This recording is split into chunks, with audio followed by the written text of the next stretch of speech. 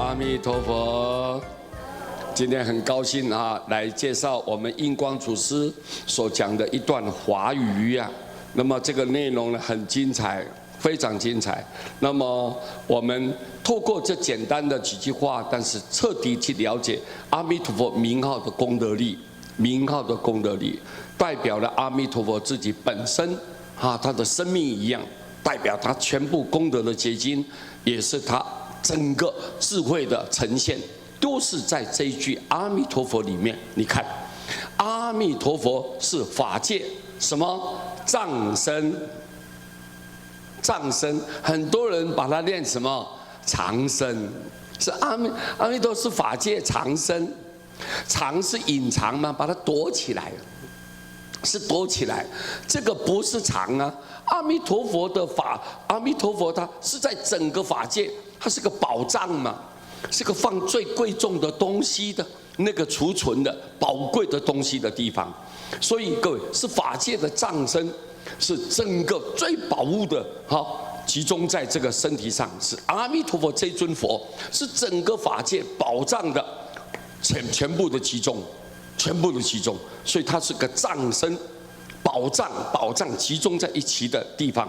所有十方法界诸佛功德，阿弥陀佛一佛全体记住，不管过去或者现在或者未来了，未来还没有成佛的一切的诸佛，所有的功德，佛所修持的功德，一尊佛已经不可思议了，难以想象了，无法去形容了。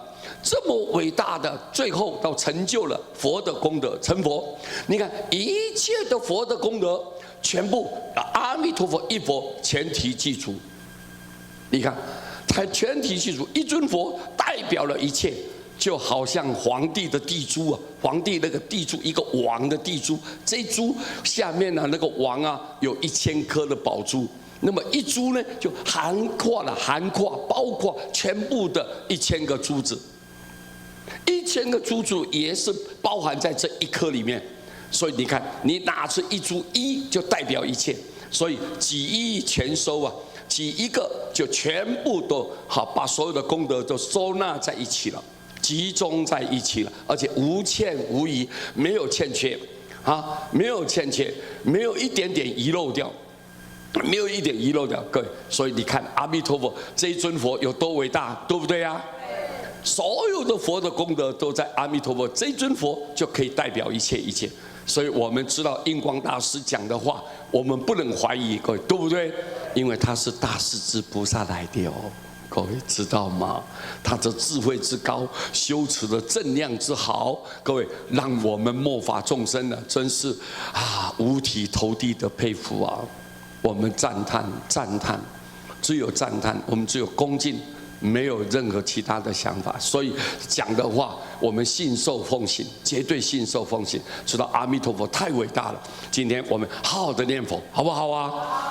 念佛消81劫的生死大罪，念佛有25尊的菩萨如影随形的保护着你。你想想看，我们一念佛就这么简单，就得到了这么殊胜圆满的功德。 你要消灾免难啊，求身体健康啊，要求平安啊，求富贵啊，求长寿啊，甚至于你要求事业发达，各位，你只要念佛，无形之中你的福报慢慢就上来了，慢慢就增长了。你看，随心满愿。更重要是你离开娑婆世界，只要你念佛，阿弥陀救度你，你不会堕落，不会去受苦，不会去轮回。你想想看，要不要念呢？ 一定要念啊！所以各位奉劝大家呀，希望我们一定要依教奉行佛讲的话，我们不要去违背，不要去违背，这才是真实佛的弟子，真正实实在在佛的弟子。我们啊，希望奉劝大家要信受奉行，恭喜大家，阿弥陀佛。